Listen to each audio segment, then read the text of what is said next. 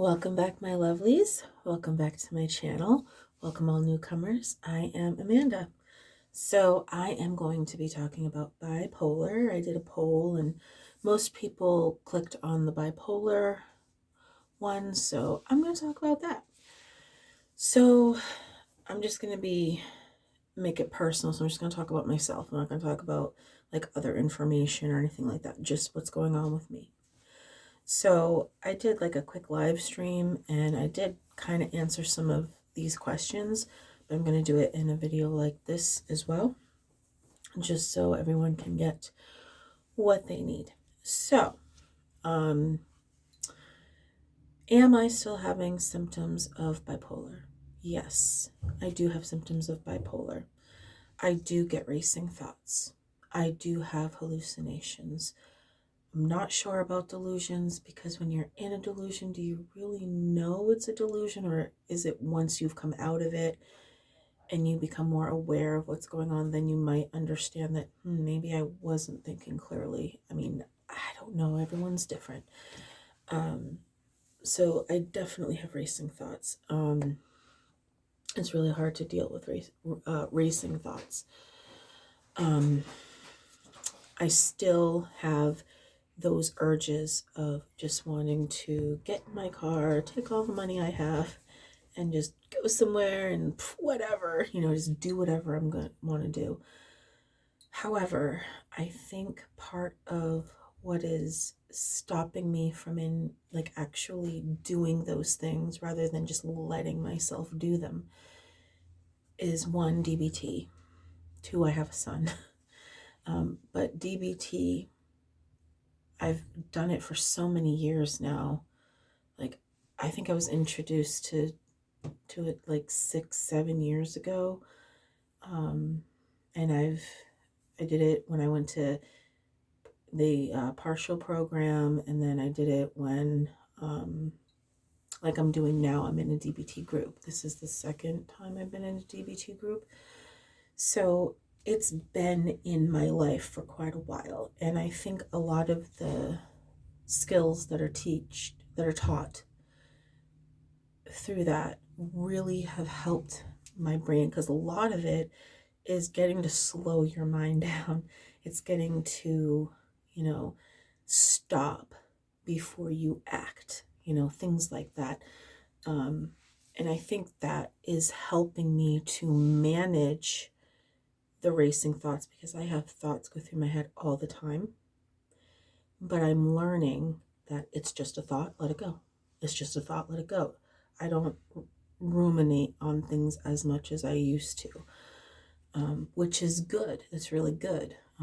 Rumination can really be something that really gets in your head, and you can have that whether you have bipolar or not. You can ruminate, but it is part of, the racing thoughts. You can have racing thoughts and then you can ruminate on those racing thoughts, especially if they're thoughts that you constantly have over and over and over and over and over and over and over and over and over and over and over and over and over again. You know what I mean?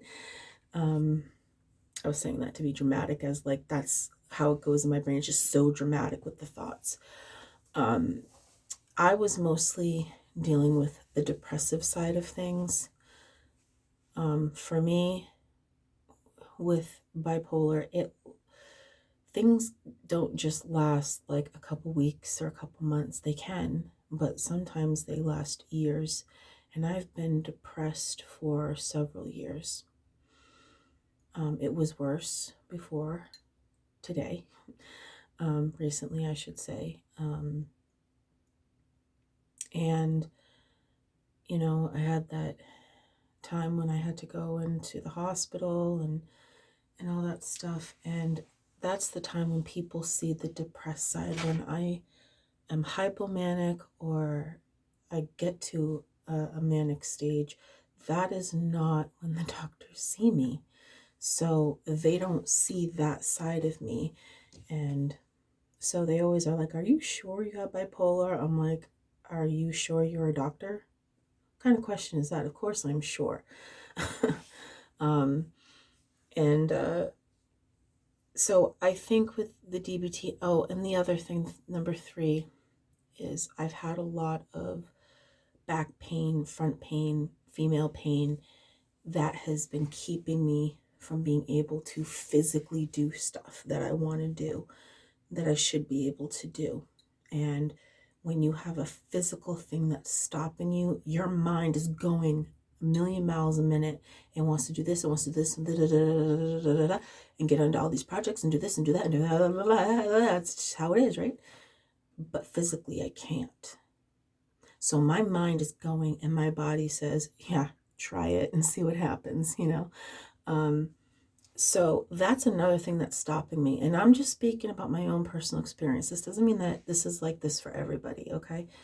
You might have physical limitations, but that might not stop you. I'm just saying, I think for me, with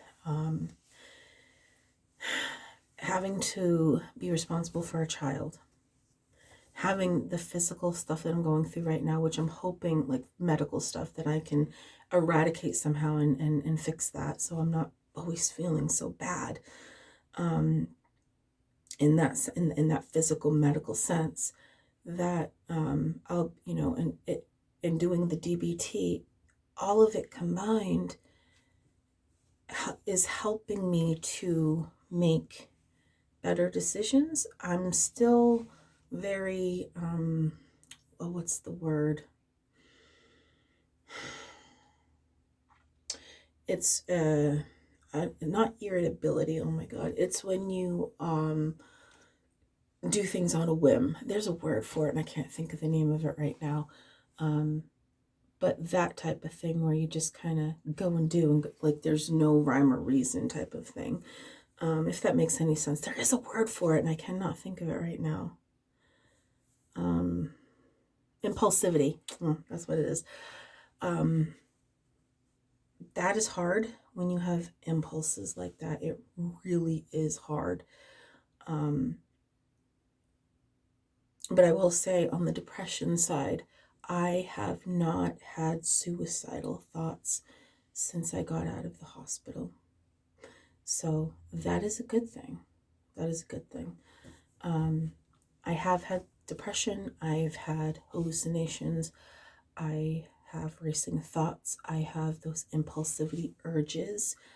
And when I have those urges, I look up the DBT skills. And I try to focus my brain on doing that, or doing something other than what I'm having an impulse to do, whether it's buy something that I can't afford or go somewhere that I can't afford, and not do something stupid and crazy and have to pay for it later. It helps me because that urge for me, it does go away.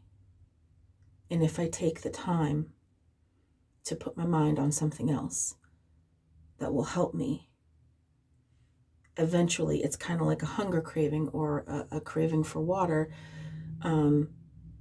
Well, let's go with the hunger craving, okay? Because a lot of people think that when they get that feeling, they're hungry, but usually it's because they're thirsty. So they say wait like 20 minutes to a half hour. If you still have that urge, then maybe you are hungry, and then eat something, and then, but usually you're thirsty. So I kind of think of it like that. Like I have this urge, but if I do something else that is productive for me, like looking at the DBT skills, talking about it with somebody, saying, I'm feeling this urge to do this, I don't want to do this, having that support around, and they're saying, okay, well, you're not going anywhere because I'm busy, I've got the keys.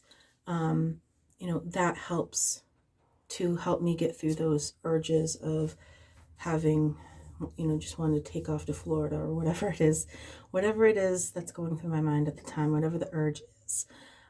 So I think now they have reduced it to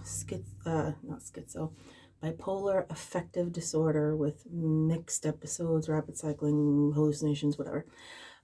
Because I haven't had a manic episode, like a full-blown manic episode, in quite a while. I do get hypomanic though. So that's where I'm at with that. If you have any questions, please ask and I will answer them. Maybe I didn't cover everything. I'm just kind of going off what's going on in my head, and just dealing with that. So yeah, if you have any questions, let me know and in the comments, and I will get back to you about it. Okay. All right, thank you for watching. I love you all. Please take care of yourselves, and please don't ever show any hate to anybody anywhere ever. All right, I love you guys. Take care. I'll see you in my next video. Bye.